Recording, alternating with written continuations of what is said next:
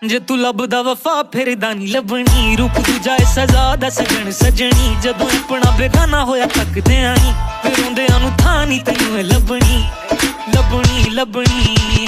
Bonjour à tous, alors on relance Masala Podcast avec une nouvelle saison, avec une nouvelle équipe. Le concept reste le même, on va parler un peu d'actualité, un peu de la communauté des DCI. Aujourd'hui, j'ai avec moi Fiza qui va co-animer l'émission Masala Podcast. Bonjour Fiza. Bonjour à tous.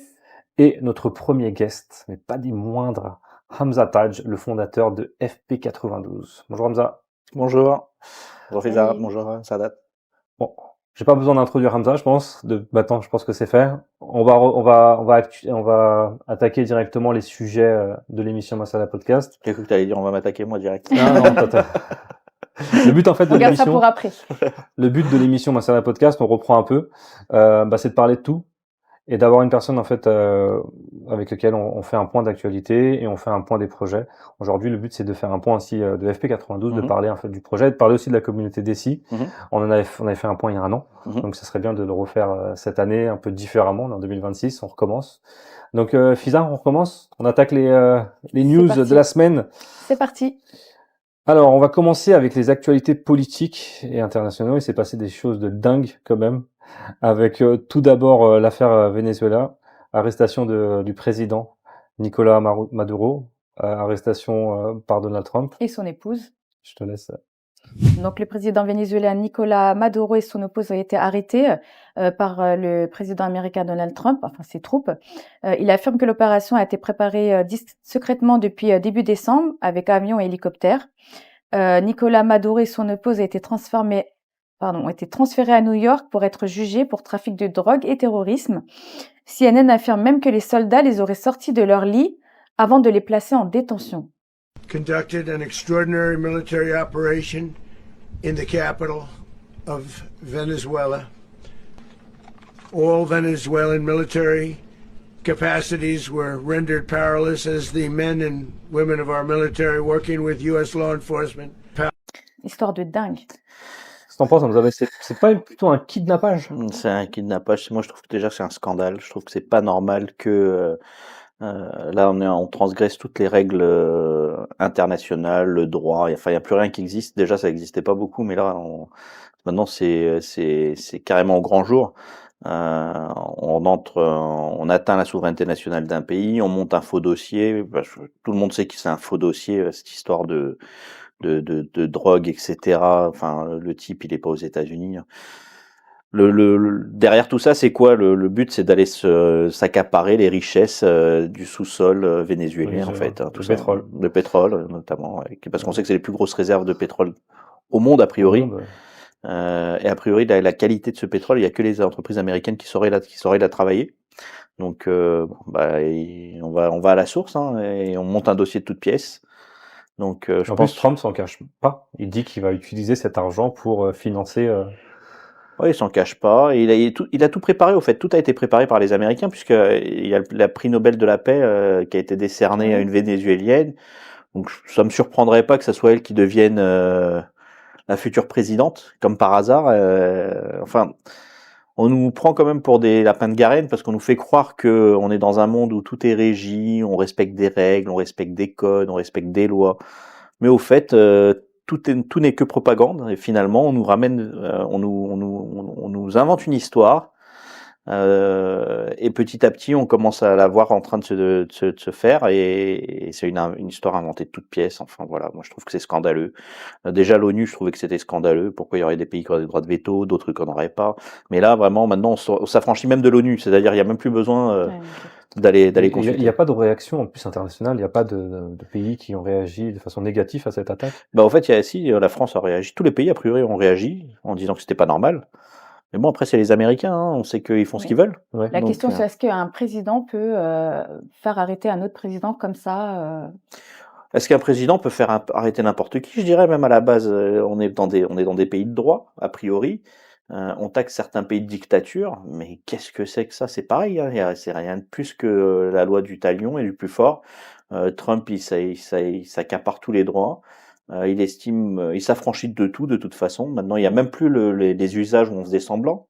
Il fait même plus semblant. Ah là, c'est au grand jour, hein. Là, Ouais, c'est c'est au vrai grand que jour, là, exactement. Ouais, c'est au grand jour. D'ailleurs, dans son pays même, le maire de New York, Zoran Mandani, a réagi. Mm. tout à fait. Ben, je cite, le maire de New York, Zohran Mamdani, a déclaré que l'attaque contre un État souverain équivaut à un acte de guerre et constitue une violation du droit international. Il a ajouté que ce type d'intervention a aussi des conséquences directes sur les populations vivant à New York, notamment les Vénézuéliens installés dans la ville. I called the president and spoke with him directly to register my opposition to this act and to make clear that it was an opposition based on being opposed to a pursuit of regime change, to the violation of federal and international law, and a desire to see that be consistent each and every day. On est entièrement d'accord. Mais bon, maintenant, toutes les déclarations, les pays, même Dany, je sais que Macron a réagi aussi. Beaucoup de gens ont réagi en disant que c'était pas normal. Bon, hein, et finalement, in fine, ça change quoi? Exactement, ça Rien. change rien Ça du change tout. rien. Quand on est l'homme le plus puissant du monde, Il ira jusqu'au bout, hein, je pense. on est américain, on s'appelle aujourd'hui Trump, mais ça aurait pu être Obama, ça aurait pu être n'importe qui. Enfin, là, en fait, on a l'avantage d'être dans un président avec un président qui s'en fout des faux semblants, en fait. Il va droit au but. Il se dit à quoi ça sert de s'embarrasser en faisant semblant d'aller aux Nations Unies pour in fine attaquer, comme ils avaient fait avec l'Irak, hein, d'ailleurs. Hein. Ouais. Bon, mais ils avaient fait un petit peu semblant. Bush avait été là-bas. Bon. Et il a l'expérience du fait qu'à l'époque, la France, avec De Villepin, s'était opposée et avait quand même ramené ça aux yeux du monde en montrant que c'était pas normal. Donc là, comme ça, il s'affranchit, il va droit au but et il grille toutes ces étapes-là. Donc je pense que c'est proprement scandaleux et ça met au grand jour, au fait, la réalité du monde, qui est un monde pas aussi paisible et respectueux des lois qu'on voudrait nous le faire croire. Ouais. Et l'ONU ça montre que l'ONU n'a pas vraiment de poids au final. Parce que les États-Unis, Trump décide du jour au lendemain de lancer une attaque. Bah, le faux semblant tombe, au fait. Hein. L'ONU avant, de toute façon, avec le veto, le droit de veto, déjà, c'était une grosse mascarade. Puisque les 5 pays, les États-Unis, la France, l'Angleterre, la Chine et la Russie, qui ont un droit de veto, de toute façon, c'était quelque chose de paralysant. Oui. Et là, du coup, Trump sait qu'il va avoir de toute façon, s'il aurait demandé, il serait passé par les Nations Unies, tous les autres pays se seraient scandalisés. Donc, je pense qu'il court-circuite tout bonnement cette étape. Hein.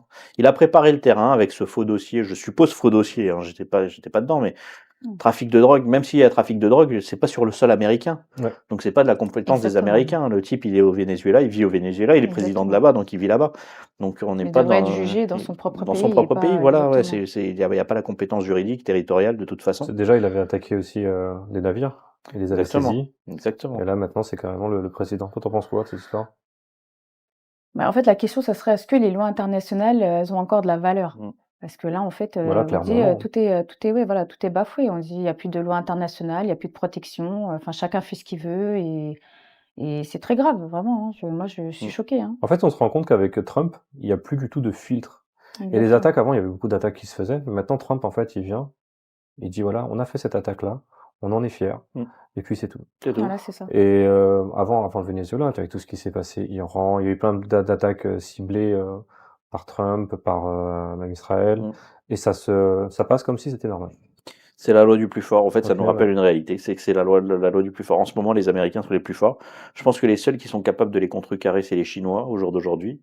Et la Russie, je pense. La Russie Sans doute, ouais. dans une beaucoup moindre mesure, mais la Russie aussi. Mais Ouais, si ça liait.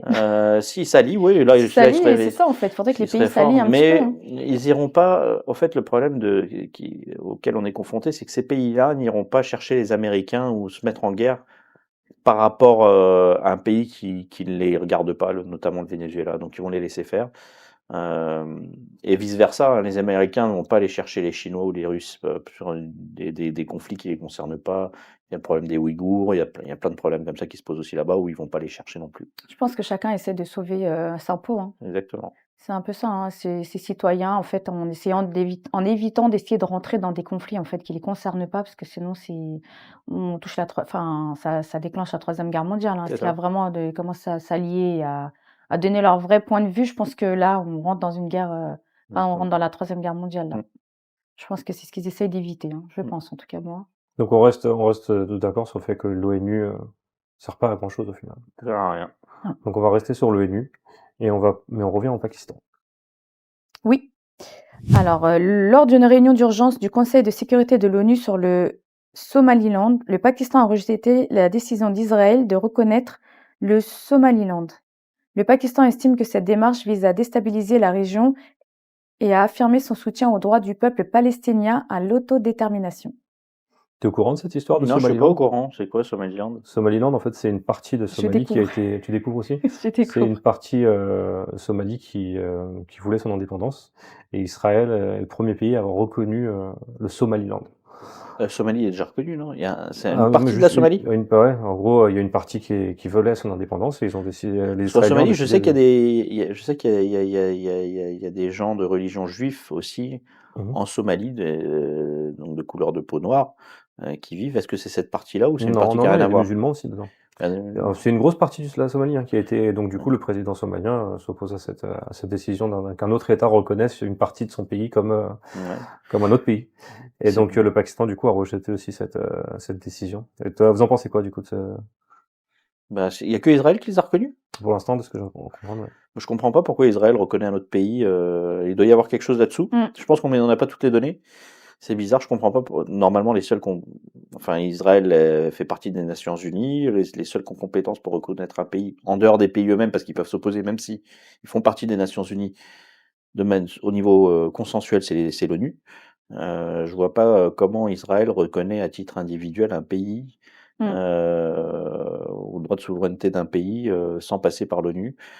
D'une part, et d'autre part, je me demande quel est l'intérêt d'Israël de reconnaître ce pays, parce qu'à mon avis, il y a un Oui, il y a intérêt forcément un derrière. intérêt, ouais. Voilà, il y a un intérêt derrière, et je me demande même si le Mossad n'est pas derrière tout ça, parce qu'on sait que dans la déstabilisation des pays, il y a forcément les services secrets qui sont impliqués, que ce soit la CIA, le Mossad, le KGB, l'ISI, le RAW, enfin bon, tous les gros services secrets du monde, ils ont toujours quelque chose Ils à ont avoir. tous cité. Ouais. Bah, pas tous, parce qu'il y en a beaucoup, chaque pays a le sien, mais je pense que voilà, ceux-là, les principaux, c'est ceux-là, quoi. Je pense qu'ils sont dans dans la déstabilisation des pouvoirs en place, etc., pour servir un intérêt qui leur est propre, en fait. Ouais, ouais, c'est vrai. On va changer de sujet. On va changer de sujet. Une news plutôt positive, la nomination d'Ali Amjad à New York. À New York, l'avocat américano-pakistanais Ali Najmi a été nommé président du comité consultatif judiciaire du maire de Zohran Mamdani. Le maire a déclaré qu'il était la personne la plus qualifiée pour promouvoir la transparence dans les affaires judiciaires.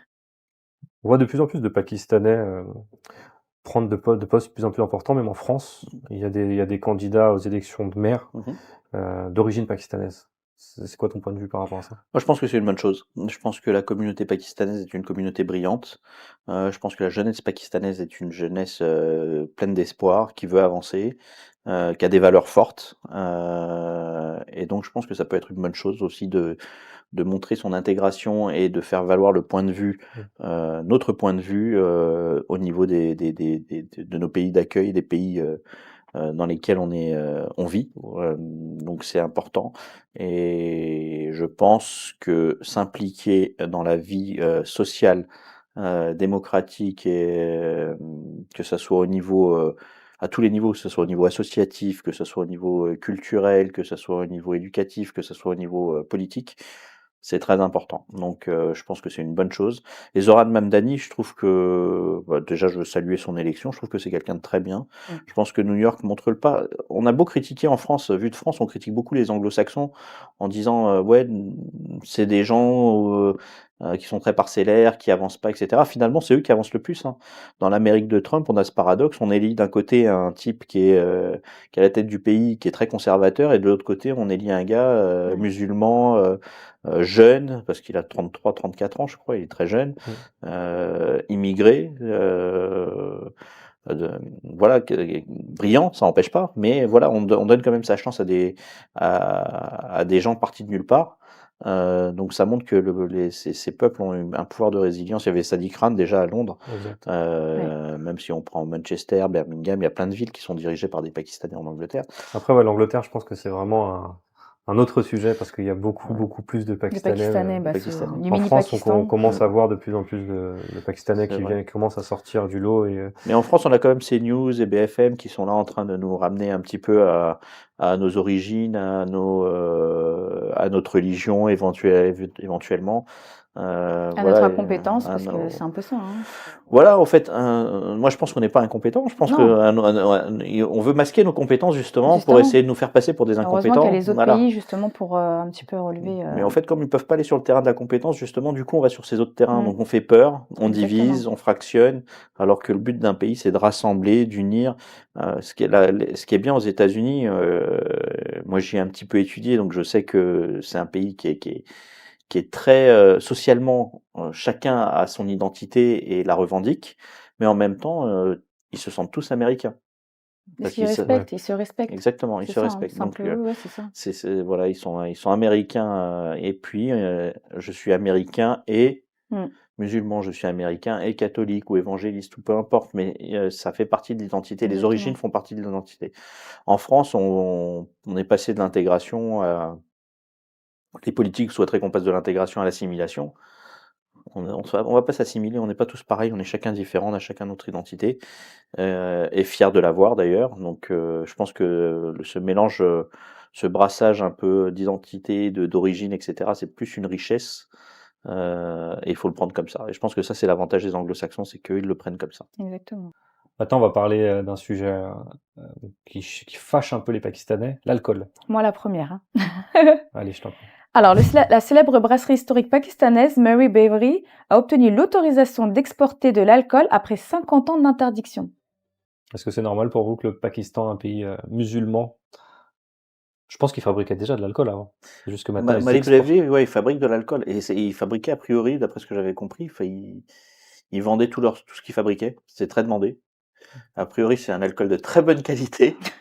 De très très bonne qualité. Moi, le peu que j'en ai entendu parler. Jamais consommé, jamais C'est testé. marrant parce que Jamais vous avez pas testé. pour les Je news, sais mais pas. là, il connaît, Mais bon, je connais Malik Brewery un peu par ma culture générale.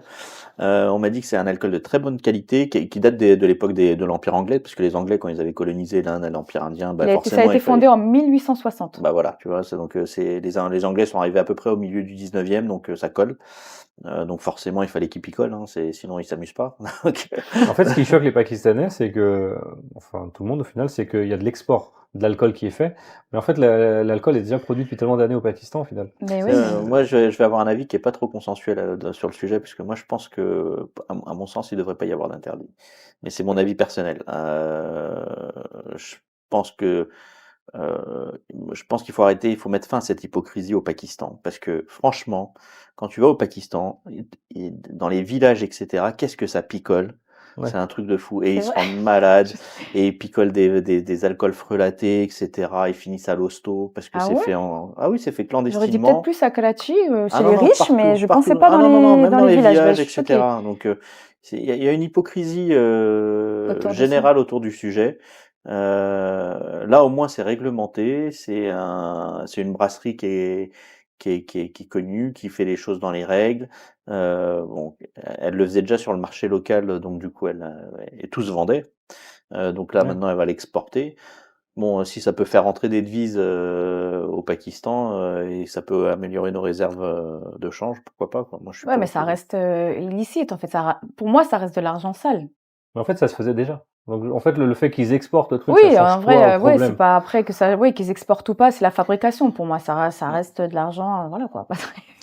Je suis Pas très d'accord, voilà, catholique pour voilà, nous, quoi. dans les considérations morales, t'as pas tort, c'est vrai que. Bah, Mais au en fait, fait, est-ce que. c'est un peu pas engrainé, mais c'est un peu propager le mal, quoi, en plus, en fait.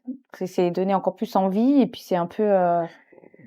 Au Parce que est-ce que fait, les Pakistanais vont pas se dire ah mais ça vient du Pakistan, bah alors allez, allons-y local, quoi. Tu vois, est-ce que c'est pas je pense que ceux qui influencé un boivent, peu? enfin, moi, je bois pas. Toi, je suppose que non. Ça date, je sais pas. Je rigole. Non, mais des fois, en tout cas, quoi qu'il en soit, je pense que la question, elle est, est-ce que le fait de proposer de l'alcool, euh, ça empêchera quelqu'un, ou de l'interdire, à contrario, ça empêche la personne de consommer. On s'aperçoit que non, les gens consomment. Ceux qui veulent consommer, de toute façon, t'as beau interdire, ils consommeront. Et moi, je pense même que l'interdit suscite quelque part l'envie. Ah oui, c'est ça. Donc les gens se disent c'est interdit, on va essayer. Donc je peux t'assurer qu'au Pakistan ça picole. Et ça picole pas très Bah, bien. en fait, le gros problème, c'est surtout le fait que Pakistan, c'est censé être un pays musulman. Ouais. Donc le nom En fait, Pakistan ouais, même, voilà. tu vois, c'est Moi, ça. je pense que ça aurait été moins choquant si, bon, ils fabriquent, mais vraiment que pour l'export. C'est-à-dire qu'ils visent pas leur pays, ils en vendent pas dans leur pays, enfin au Pakistan. À la limite, voilà, c'est fabriqué, mais vraiment pour des non-musulmans. C'est-à-dire vraiment visé à l'exportation. Mais si tu vises Dubaï, bon là par exemple, c'est le Japon, le Royaume-Uni, le Portugal. Jusque-là, moi, ça va, parce que c'est des pays non-musulmans. Mais si tu exportes dans des pays musulmans, Arabie Saoudite, je sais pas, Dubaï ou dans des pays musulmans, là, moi, je trouve que ça, là, c'est un peu problématique. En tant que musulman, moi, je me pose la question. Pour moi, ça reste illicite et ça reste de l'argent illicite que tu rentres dans ton pays, en fait. En fait, c'est vrai qu'on est t'es dans une considération morale. Je pense que, est-ce que toi tu le ferais? Non, tu le ferais Ah pas. non, moi, je le ferais pas, Tu non. le ferais pas. Ou alors, comme j'ai dit, vraiment à l'exportation, mais vraiment parce que pour des pays non musulmans, Voilà. et je sais que bon, à la limite, Donc à voilà. l'exportation, tu serais prête à vendre de l'alcool. Bah, ça C'est ça que t'es serait, en train de non, dire. c'est pas que je l'aurais fait, mais pour moi, ça aurait été moins Du choquant. moment que tu Moins gagnes de choquant. l'argent, mais Non, mais ça aurait été moins choquant. Ah, parce que je le vendrais à des non musulmans, en fait. En fait, c'est des Donc, du considérations coup, bon. morales, tu vois, c'est ça, c'est que toi tu le ferais pas, ok, Non, je le ferais pas. mais est-ce que ça t'arroge le droit de pas le f- d'interdire aux autres de le faire? Moi, en tant que musulmane, je le ferais pas. Voilà, Parce que chacun- la Est-ce qu'il est vente et la interdit pour un fabrication de musulman vendre l'alcool, de l'alcool? C'est ça la vraie question. Alors Est-ce que on n'est pas des savants religieux, mais Ouais. on a chacun notre petit avis là-dessus. Moi, je pense qu'un musulman ne devrait pas vendre de l'alcool et de choses illicites. Ouais. Il devrait et ni pas. fabriquer. Voilà. Ouais, là, c'est de la fabrication. Voilà. Là, c'est de la fabrication et de la vente. Mais c'est une considération morale. Maintenant, est-ce que moi je peux interdire à un autre musulman de le faire ou de pas le faire? Non. Moi, j'estime que j'ai pas à le faire, ni à quelqu'un de consommer ou pas consommer. On vit dans un pays qui est non musulman.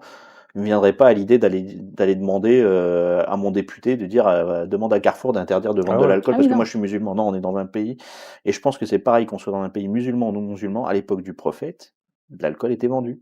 D'accord. Voilà, donc on le sait. Donc l'arrêt de l'alcool s'est fait progressivement. On sait même qu'il y avait des gens qui venaient faire les premières prières, ils étaient alcoolisés. Le prophète a introduit cette règle petit à petit parce qu'on sait que l'alcool au fait, c'est pas l'alcool en soi qui est gênant, C'est l'état c'est l'état d'ébriété d'ébriété. qui pose des problèmes parce que les gens ont plus conscience de ce qu'ils font et Exactement.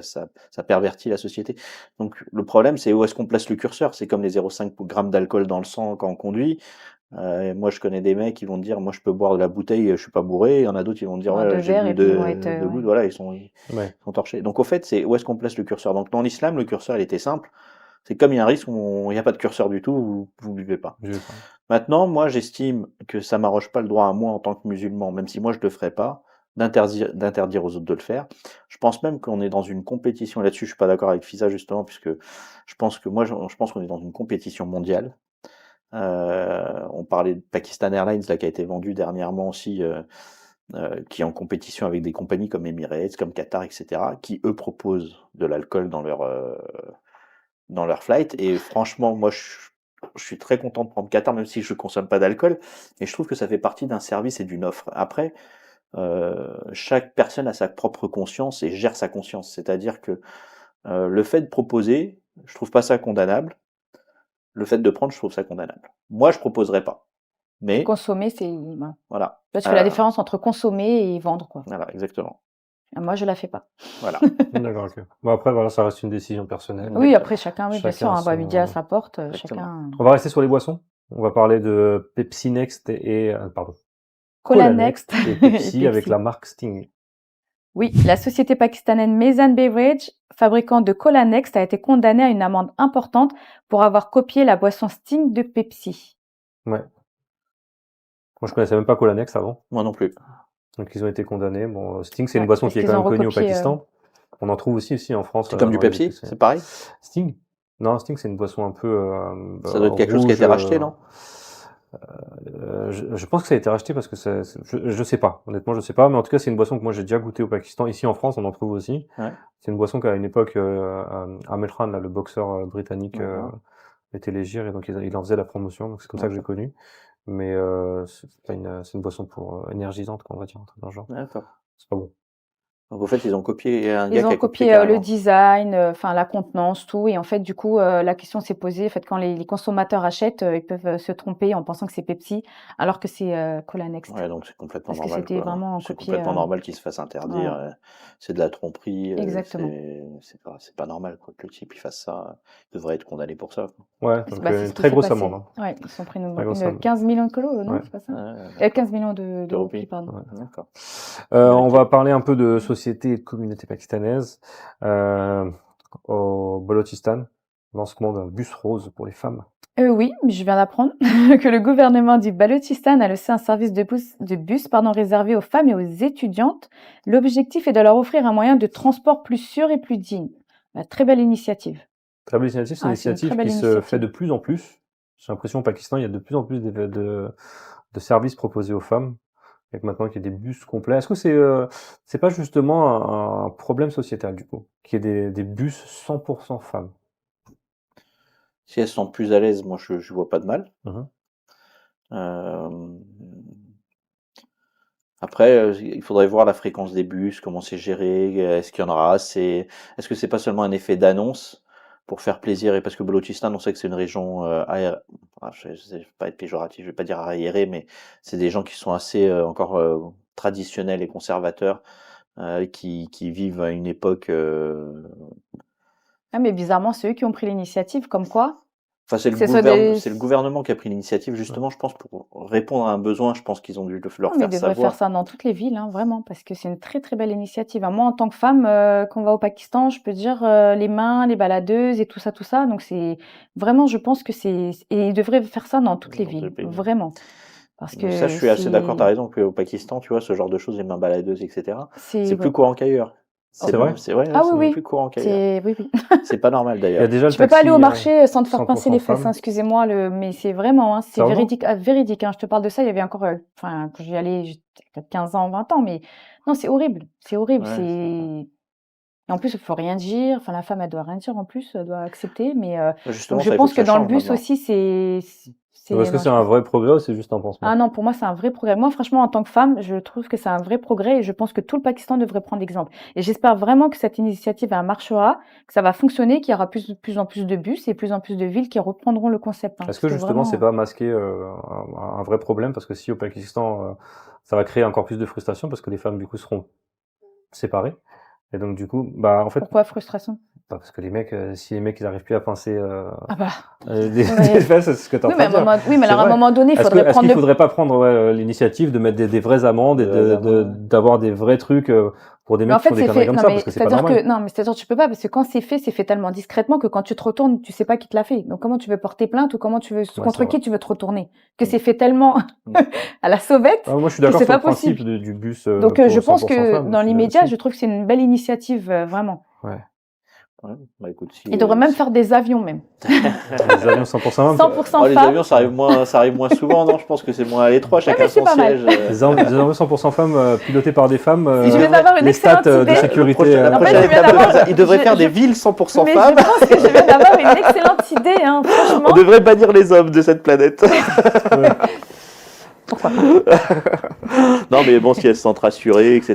Je D'accord, pense que c'est bah. vrai que je comprends les Un deux avion versions. rose. Je comprends que toi, tu t'agis sur la partie conséquence et Sadat, lui, il évoque la partie cause. C'est vrai que je pense qu'il faudrait agir autant sur l'un que sur l'autre. Exactement, C'est-à-dire ça, qu'il je faut suis réussir à d'accord. changer les mentalités, que les hommes évoluent aussi. Oui, Je pense qu'il pourquoi y a un dans vrai ce travail pays-là, c'est vrai, pédagogique à faire. pourquoi ils font encore ça et pourquoi, c'est vrai, c'est parce que personne ne dit rien en fait. Et je pense Exactement. que ailleurs dans les autres pays, ça se passe pas comme ça. Mais il y a un problème d'éducation, il y a un problème Ouais. de punition. Je pense qu'il y a les deux qui doivent aller avec. Il faut les éduquer et puis il faut les punir. C'est vrai que c'est un pays qui se dit musulman. On en parlait tout à l'heure avec Qui font des avec choses Malik un peu- Belevri, mais c'est des pays où il se passe des choses qui sont se passent ailleurs complètement aussi. contraires aux valeurs. Donc Exactement. il y a un problème de cohérence dans la tête des hommes notamment. Mm. Je suis d'accord. Même des femmes, on va pas exclure. Il n'y a pas qu'un genre à cibler. Les deux sont pareils. Mais c'est vrai que en l'occurrence sur ce cas de figure-là, les hommes sont plus forts, donc forcément c'est eux qui ont ce genre de comportement un petit peu déplacé. C'est pas normal. Il faut les punir. Il faut aussi les éduquer. Faut pas que ça se reproduise. D'ailleurs, il y a un drama là, en ce moment qui cartonne, là, je sais pas, caisse numéro 9, je sais pas si vous avez. Case number, Alors, case moi, number 9. il est super bien. Moi, Oui, ça parle de j'ai ça. découvert en vacances. Faut du temps pour regarder Bah, là, ça. j'étais en vacances, donc du J'ai coup, pas eu le temps, mais oui, franchement, on en a parlé de ce drama. j'ai rattrapé le truc. Case Il numéro est 9, c'est caisse pakistanais numéro 9, ouais, c'est pakistanais, c'est franchement super bien fait. दोनों इस केस का सारा सच आपके सामने आ चुका है पुलिस की तफ्तीश गवाहों के बयानात Your Honor, my client is ready for this report. दोनों मेरा जुर्म सिर्फ ये है कि मैंने कुछ जुर्म नहीं किया हमारे केस में सर्कमस्टेंशियल एविडेंस बहुत है जो मेरे क्लाइंट सहर के इल्जाम को साबित करती है वो एफआईआर करवाने 6 दिन के बाद क्यों है 5 दिन से मुझे इस घर में बंद करके रखे मुझे रिपोर्ट नहीं करने देते C'est l'histoire d'une femme qui est victime d'un viol par son patron. Et justement, il démonte tout le truc, ça va du sentiment de honte et de la famille, du poids de la famille qui lui demande de pas déposer plainte au début. Après le courage de cette femme qui lutte contre sa famille, qui lutte contre le regard de la société, qui va venir la juger. Genre elle a perdu son Isette, etc. Enfin tous les trucs. alors qu'elle s'est fait violer. Alors qu'elle s'est fait violer. Voilà, c'est elle la victime. Et ça, malheureusement, voilà, c'est partout dans le on monde. Hein. C'est victimise la victime voilà. qu'on victimise Exactement. encore plus, en fait. Et après, on arrive jusque, voilà, il est pas fini, là, du coup, les épisodes en ce moment, on est dans le juridique où, enfin, la police se fait acheter par le type parce qu'il est super riche. Enfin, voilà. Il y a plein de problèmes de société, de corruption, poids sociétal, poids familial, le quand dira-t-on, que vont dire les gens, ma vie future, elle va être foutue, voilà, qui pèse. Après, les médias qui s'en mêlent, les réseaux sociaux, ils ont très, très bien fait. Franchement, je trouve que les Pakistanais, au niveau série, sont maintenant à un niveau sont très, très forts. très très fort. Il y avait Tir il y a quelques années aussi qui était un peu dans le même délire en fait. Il tue, c'est l'acteur, enfin il tue la fille et en fait après ça va tout autour de ça. Ils essaient de prouver que c'est lui, enfin et c'est pareil si ça se passe dans. Mais il est très très bien fait celui-là. Mais c'est très très bien fait. C'est c'est à tous les niveaux. Je trouve que c'est très bien filmé, c'est très bien mis en scène. L'histoire elle est très bien tenue, l'intrigue elle est très bien cousue. Ça va de rebondissement en rebondissement.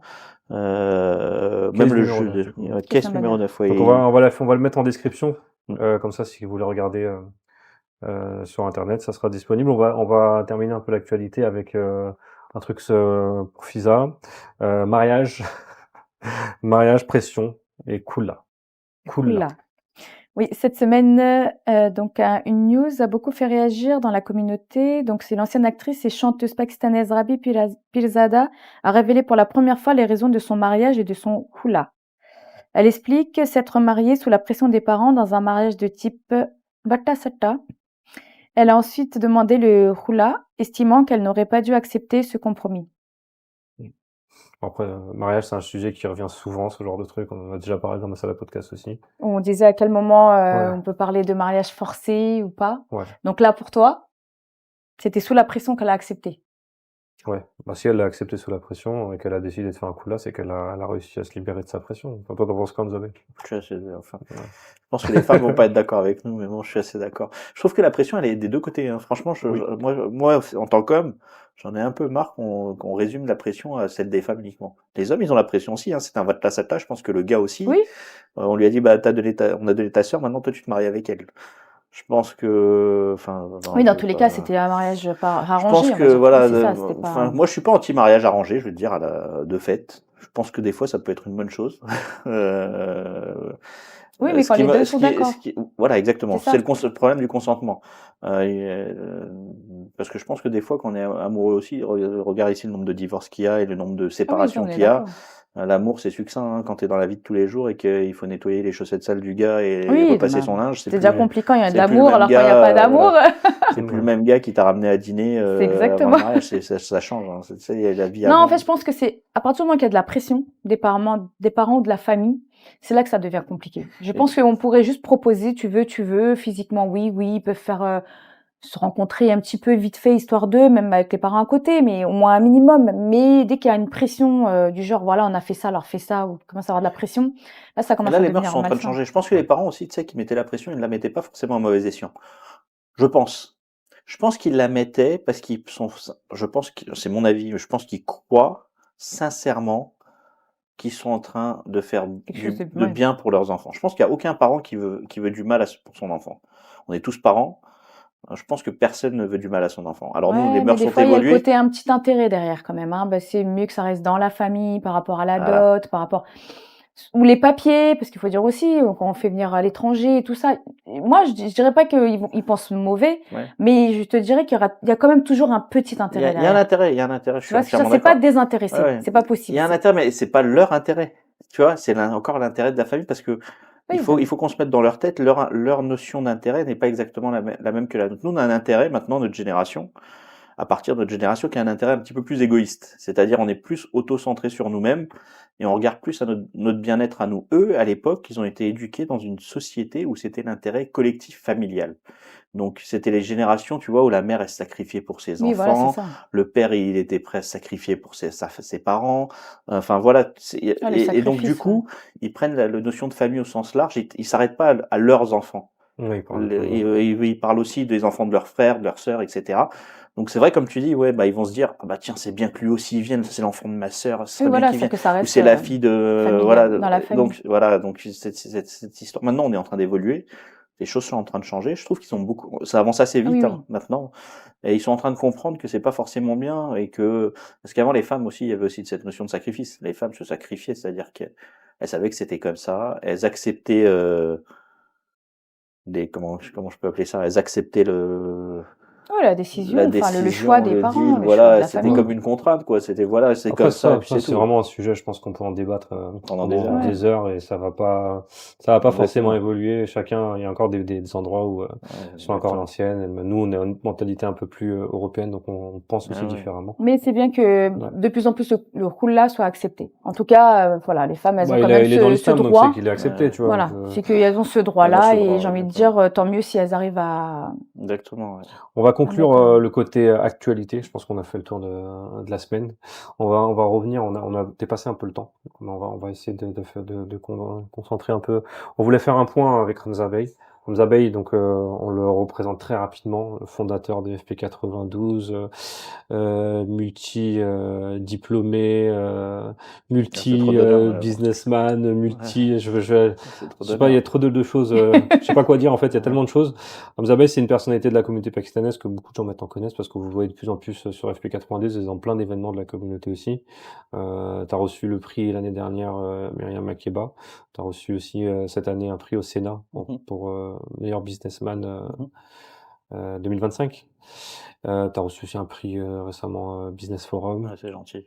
France. La prochaine fois, qu'est-ce que t'as pas reçu? Voilà.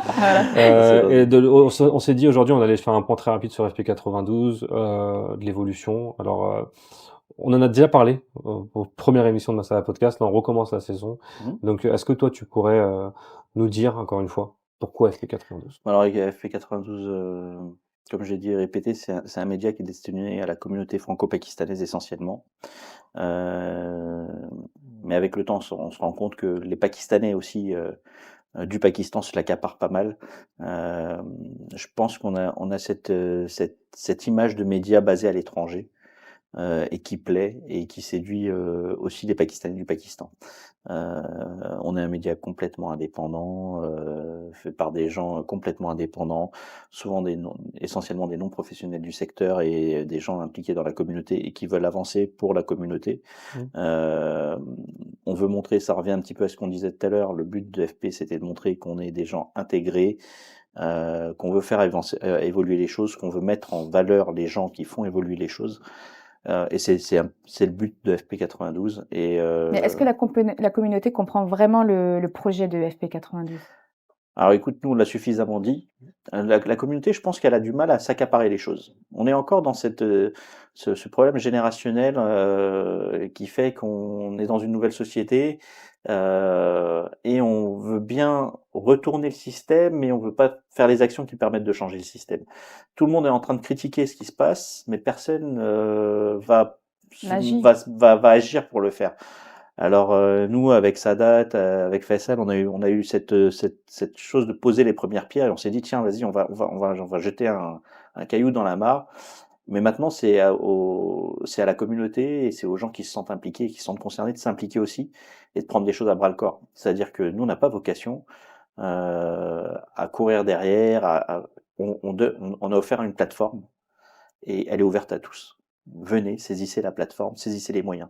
Demain, ne venez pas vous plaindre, parce que ça, c'est la spécialité de nos jeunes, malheureusement, c'est de se dire: «Ah ouais, mais comment tu veux que je fasse?» Bon, tu veux faire, maintenant on te a donné le moyen de le faire. Fais. Et c'est par des petites briques qu'on fera avancer les choses. On va pas court-circuiter des étapes. Il faut faire de la pédagogie, faut mettre en valeur, faut mettre en lumière. Faites savoir, montrez-vous, faites-nous savoir aussi, nous on est toujours là. Et je pense qu'on offre une opportunité. C'était ça un petit peu l'origine du projet, c'était d'offrir l'opportunité, la possibilité. Maintenant, saisissez-vous de cette possibilité. Et 2026, nouveau studio, nouvelle émission? C'est quoi les projets? C'est le but. Le but, c'est d'avoir des studios un peu plus grands, donc on est en recherche. C'est de ramener des nouvelles thématiques. Et c'est aussi maintenant de ramener la communauté. Ce terme de communauté, il est un peu galvaudé, je sais pas comment le dire, mais bon, on est français à part entière, comme on est pakistanais à part entière. Maintenant, ça serait aussi de commencer à interagir avec les autres communautés, comme je l'ai dit, toujours avec des pincettes, notamment les politiques qui nous gouvernent, parce qu'on est concerné par eux, notamment le monde économique, le monde social, le monde sociétal, le monde associatif, le monde culturel, et essayer d'interagir avec tous ces gens-là. Voilà. Est-ce que tu vois pas une différence? Parce qu'à côté de ça, on a monté aussi Africain TV, Mhm. où beaucoup d'Africains, au final, ont pris le lead et ont commencé à faire des émissions, et ils le font de Très façon moteur, ouais. constante. Et alors que, en parallèle, FP, qu'on avait lancé Mhm. bien plus tôt, on a remarqué une petite Bien sûr. chute Ouais. d'implication Bien sûr. en France. Bien sûr. Alors qu'au Pakistan, on est très- beaucoup plus présent. Exactement. Au fait, je pense que le problème de ce genre de projet, c'est que c'est un projet associatif où tout le monde doit y mettre du sien. Mm. Et on fait pour la communauté. Donc du coup, il faut vraiment que l'envie perdure. Au début, on est tous motivés dans n'importe quel projet. Moi, à côté de ça, je fais de l'accompagnement d'entrepreneurs, je fais de l'expertise, je fais pas mal de choses. Tout le monde, au début d'un projet, est toujours motivé. On est à fond, on est à 200%, on veut y aller. Puis petit à petit, l'énergie, elle s'estompe. Parce qu'on est dans une société où on veut un retour très rapide. Malheureusement, le retour n'est jamais rapide, Mmh. quel que soit le projet. Tu sèmes une graine, tu l'arroses, là c'est de la bêche, tu l'entretiens, et puis, Inch'Allah, un jour, Allah Un jour, décide que c'est ça vrai. passe. Mais toi, tu te donnes les moyens de le faire. Et après, nous, quand on est un peu croyants, on sait qu'il n'y a aucun effort qui n'est pas récompensé. Mais il faut produire l'effort. Produire rester l'effort, constant, c'est quoi. voilà, Faut rester rester. constant, Bah ouais, ouais. exactement. Un effort, c'est dans la constance, c'est dans la Exactement. discipline et dans l'autodiscipline. Et ça, malheureusement, c'est très dur. Et quand tu es dans un projet comme celui-là, tout le monde a ses emplois du temps, tout le monde a sa vie, tout le monde a ses choses à côté. Et du coup, on peut pas mettre de coups de pied aux fesses aux personnes, si je le dis Ouais. un peu de manière. Donc les gens, chacun doit s'automotiver, de se dire, bah tiens, moi je prends ça, je le fais, parce que c'est un truc qui est général. Mais est-ce que Alors, vous diriez pas que les Pakistanais sont peut-être un peu plus timides aussi? il y a aussi de ça, je suis entièrement Moi, je d'accord. penserais que ce serait plus la Ouais, ouais. timidité aussi. Il y C'est a- pas vraiment, je ne dirais pas dans notre culture, mais peut-être il y a aussi ce Il y a côté la un timidité, peu il y a le problème des timide, filles et qui veulent pas, parce que exactement, voilà, passer devant une que vont caméra, dire devant une devant caméra, je veux pas peut-être les, m'exposer. ouais, voilà, c'est Alors c'est vrai que c'est un vrai problème, peut-être mais culturel, je dirais un peu. Hein. il faut faire évoluer les mentalités, Mm. et je pense que c'est aux femmes aussi. Maintenant, je pense qu'on arrive avec des femmes émancipées comme toi, comme d'autres qu'on connaît dans la On communauté, essaye. c'est bien, mais c'est comme ça qu'on va faire changer les choses. C'est-à-dire que si on veut porter certains problèmes aussi au devant de la scène, il va falloir forcément s'impliquer et les montrer. Mm. En restant timide, on fait pas avancer les choses. À un moment, il faut Exactement. être culotté, il faut oser, il faut agir. On va terminer avec une dernière question. 2026, quels sont les objectifs? Bah, les objectifs, c'est de développer, c'est comme l'a dit Fisa, c'est d'avoir des nouveaux studios, essayer d'agrandir les choses, essayer d'amener des nouveaux programmes, de faire peut-être plus de reportages, d'essayer de commenter de l'activité culturelle aussi du Pakistan, parler des djamas, des choses, il y a plein de choses à faire, Mm. et on va essayer d'avancer sur tout ça en parallèle. Je pense qu'on a fait le tour. On a fait une bonne émission, on a dépassé un peu le temps. On a commencé cette émission avec un son pakistanais, vous avez entendu, qui s'appelle Galsoon, qui cartonne actuellement au Pakistan. C'est le son de Sabat Batin. On cartonne en Inde, partout dans le monde, hein, je crois. Ouais, c'est En Inde, il est en pour un train de faire un rappeur carton pakistanais aussi. qui est en train de cartonner, et franchement, il le mérite. Mm. Et on va terminer, du coup, avec un autre son en ce moment qui est en train de cartonner. C'est un son qui est dans un film qui s'appelle Dhurandhar, qui s'appelle FA9LA, je sais pas comment il a décidé de prononcer. Je vous remercie tous de regarder Masala Podcast. Merci beaucoup Hamza Bey d'être Merci. aujourd'hui avec nous et de nous avoir accordé ce temps. Merci Fisa ou Faiza, c'est toi qui Vous choisis. choisissez, peu importe. Voilà, Avec j'espère en tout plaisir. cas que cette émission vous a plu. et on se retrouve très bientôt pour une prochaine émission. كرك يلا بيا طق سيارة بوليس يلا يلا سوي رقصة ثانية رقصة البطريق ولا ستة ثمان يا أخي دوس عندي خوش فصلة يا أخي تفوز والله خوش رقصة يا أخي دوس عندي خوش فصلة يا أخي تفوز والله خوش رقصة